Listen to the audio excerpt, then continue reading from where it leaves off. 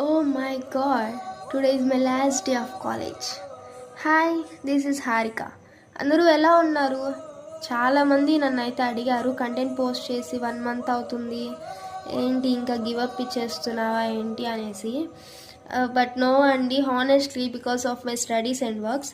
బేసిక్గా డిప్లొమా అంటే అంత ఈజీ కాదు. ఈ పాస్ట్ 1 మంత్లోనే మా farewell, mid exams, internals, externals అన్నీ కంప్లీట్ అయిపోయాయి.